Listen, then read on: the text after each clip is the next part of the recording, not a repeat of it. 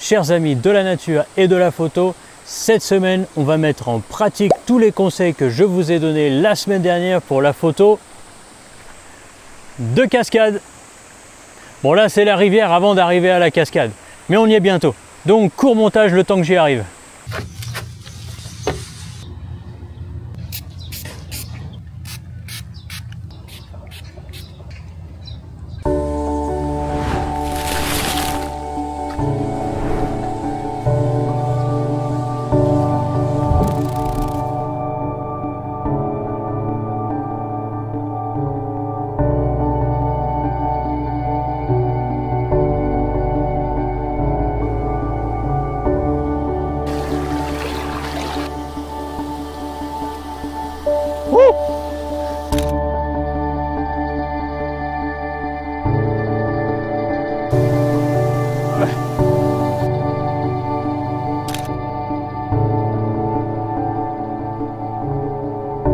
Oui, j'ai mis des chaussettes dans mes sandales. C'est pas parce que je suis team claquettes chaussettes, c'est parce que ces sandales-là, une fois que les pieds sont mouillés, ça irrite un peu la peau. C'est super désagréable, donc chaussettes obligatoires.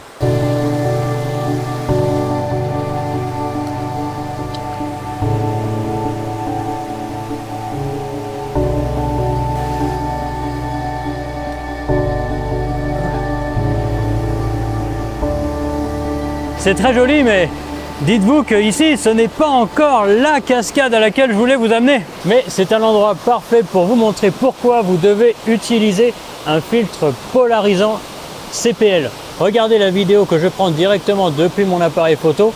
Je ne vais changer aucun réglage, je vais juste tourner la bague du polarisant.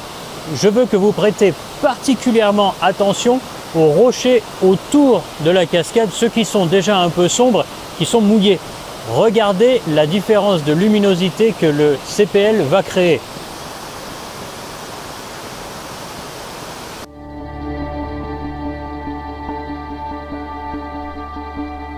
Ça fait une différence fondamentale pour moi, parce que grâce à ça, les contours de la cascade étant plus foncés, la cascade elle-même est plus contrastée par rapport au fond et donc ressort mieux. Voilà, ça c'est démontré, c'est bien.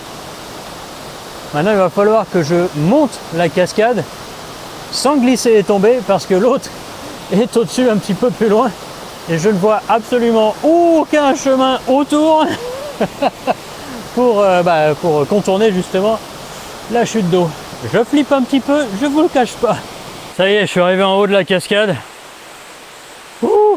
J'ai trouvé un espèce de chemin sur le côté, je me suis fait arracher de partout, mais bon, j'y suis arrivé.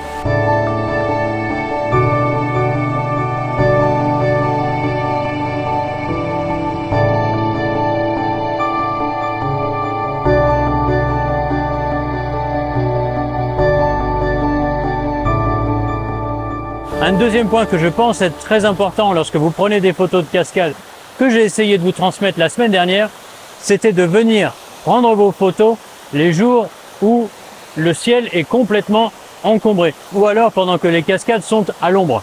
Regardez cette photo, je l'ai prise il y a moins de 5 minutes pendant que le soleil passait à travers une percée dans les nuages et vous voyez que la lumière s'est concentrée au pied de la petite cascade en bas de la photo. Et tout est devenu bien trop brillant. Résultat, la photo est vraiment pas agréable à regarder. Alors que maintenant, 5 minutes plus tard, le soleil est repassé derrière les nuages. Et regardez comme la lumière est beaucoup plus douce et comme je peux diriger votre regard vers la brillance des cours d'eau. Première chose à faire, c'est de régler le CPL comme tout à l'heure. Voilà, comme ceci. Et vous voyez que tout est beaucoup plus saturé et moins lumineux sur les rochers là-bas. Bon. Ça c'est fait, maintenant il faut que je trouve une composition. Alors, je vais regarder. Là, ce que j'essaye de faire, c'est créer une ligne avec cette cascade-là, un rocher qui casse la compo en deux, et la très jolie cascade beaucoup plus haute derrière. Alors, je vais zoomer un petit peu. Voilà, comme cela. Bien sûr, là c'est la vidéo, vous êtes en 16/9. Faut imaginer qu'il y a un peu plus sur les côtés, sur la photo forcément. La troisième étape, une fois que vous avez trouvé une composition, changez un peu les ratios, genre en 4/5, en carré. Bon, essayez un peu tous les ratios pour voir ce qui fonctionne le mieux pour vous. Et une fois que vous avez trouvé ça, faites des micro-ajustements de composition. Parfois, ça peut faire une grosse différence. Donc là, c'est ce que je vais faire. Oula! Si je cadrais en 16/9, vous voyez, je prendrai un petit peu plus. Voilà, comme ceci. Voilà l'image et vous pouvez comparer entre celle-ci et celle avec le soleil directement. Vous voyez maintenant les deux rendus différents. Alors il n'y a pas vraiment de bon ou de mauvais rendu, mais moi je préfère le rendu sous les nuages parce que vous ne pouvez pas contrôler ce que le soleil éclaire et donc met en avant. Cela sera nécessairement des endroits pas forcément opportuns à mettre en valeur dans vos photos. C'est donc pour ça que je vous invite vraiment à utiliser la force des nuages pour pouvoir à la retouche mettre en avant les aspects de la photo que vous désirez. Au passage, la semaine prochaine je vous montrerai comment je retouche ces photos de cascade pour justement mettre en avant certains sujets par rapport à d'autres. Donc n'hésitez pas à vous abonner.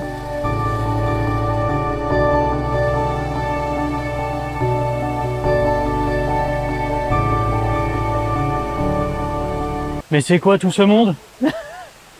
J'avais pas prévu ça moi. Certes, j'avais vraiment pas prévu qu'il y ait autant de monde aujourd'hui sur cette cascade qui n'est mais vraiment pas connue du tout. Il a même fallu que je galère pour trouver le nom et je m'en souviens plus, donc je vais l'écrire ici. Maintenant que nous sommes finalement à la cascade où je voulais vous amener, on va faire une expérience. Je vais vous montrer l'arrivée à la cascade et à peu près toutes les vues que vous pourrez trouver en vous approchant. Durant cette partie de la vidéo, essayez de vous imaginer tous les cadres possibles.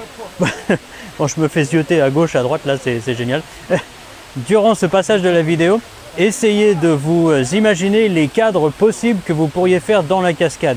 Que ce soit en grand angle, que ce soit en plus resserré, peu importe, essayez d'imaginer tout ça. Et je vous reprends juste après.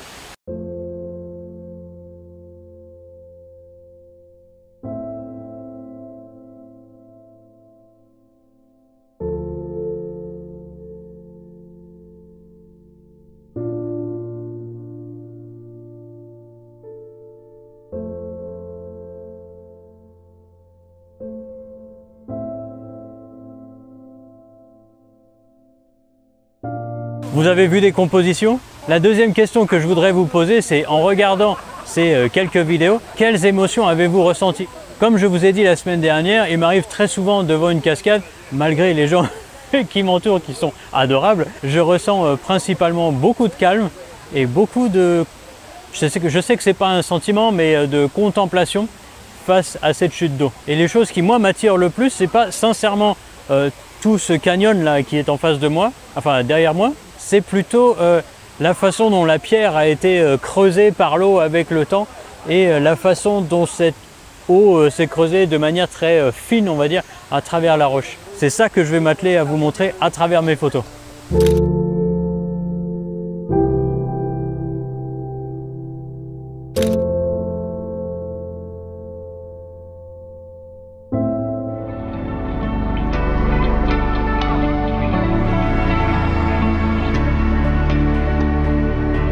Voilà, vous me retrouvez au pied de la cascade, juste là. Je vais essayer de faire une composition à l'arrache. Je suis gelé, l'eau est vraiment froide. Vous voyez les striations, je ne sais pas comment on dit en français.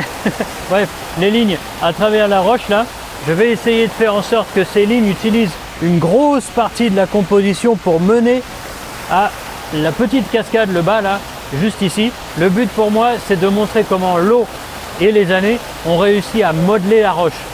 Là, comme je suis assez proche de mon premier plan, je vais être obligé de faire un focus stack. Si ça fonctionne, voici l'image.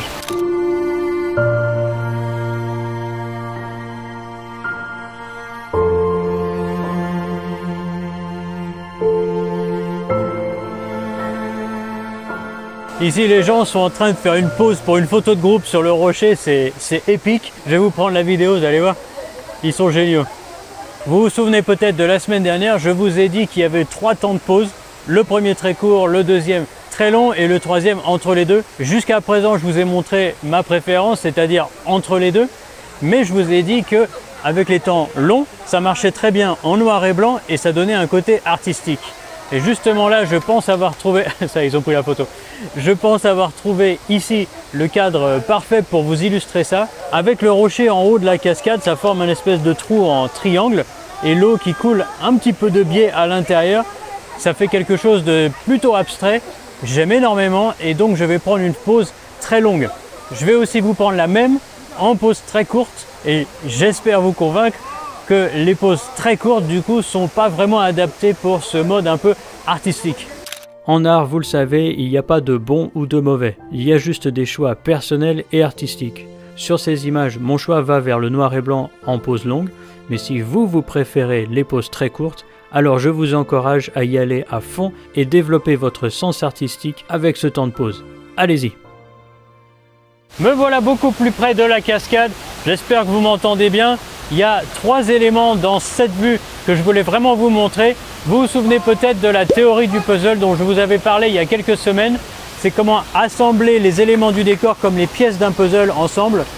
Aujourd'hui, pour moi, c'est la cascade bien sûr, les vignes qui poussent le long de la paroi et sur la paroi elle-même, les taches blanches que vous voyez, c'est du lichen. Si vous suivez ma chaîne, vous le savez, j'adore le lichen. Donc je ne peux pas passer à côté. J'ai donc concocté une composition, malgré que je sois avec mon grand angle, un peu plus intime parce que j'arrive pas à prendre des grands angles avec des grandes vues, c'est juste pas moi. Je suis à 1/10 de seconde histoire de garder un peu l'action de la cascade tout en la lissant un petit peu. Et un gros conseil que je peux vous donner, vous voyez la partie un peu mousseuse en bas de la cascade, c'est toujours cette partie-là qui va être la plus lumineuse dans toutes vos photos et c'est celle qui brûle assez facilement. Pour éviter ça, je vous conseille de prendre les expositions dont vous avez besoin pour le reste de la cascade et prendre une exposition séparée, moins exposée donc, de cette partie mousseuse et de les compositer dans Photoshop après. Et si vous êtes comme moi et que vous n'aimez pas particulièrement la présence des petites vagues, vous voyez en bas, là où il y a la mousse, parce que je trouve que ça ajoute un peu trop de détails et c'est pas ça que je veux vous montrer dans ma photo, alors faites comme moi, prenez une exposition bien plus longue, même avec une ouverture complètement fermée, c'est pas grave si c'est flou, la diffraction là on s'en fout, ça va être complètement flou. Du bassin en bas, là j'étais à 2 secondes par exemple, donc il n'y a plus aucun détail dans le bassin. Et mettez toutes ces images ensemble dans Photoshop. Moi ça me permet d'attirer votre regard vers les pièces du puzzle et non vers les détails de l'image que je considère plus comme gênants on va dire. Donc au total, 3 expositions en focus stack et une beaucoup plus longue pour le bassin en bas. Voilà ce que ça a donné.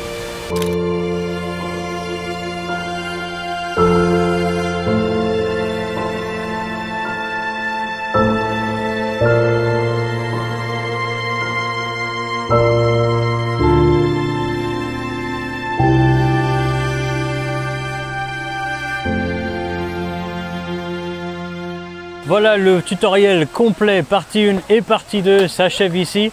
Je vous remercie beaucoup de m'avoir regardé, j'espère que vous avez appris quelque chose. Si c'est le cas, n'oubliez pas de me lâcher un like, abonnez-vous, laissez un coin en commentaire, c'est super important. Car vous le savez, je compte sur vous pour faire grossir cette chaîne, pour que j'ai encore beaucoup d'images à vous raconter. Et maintenant, je vais aller pouvoir piquer une tête.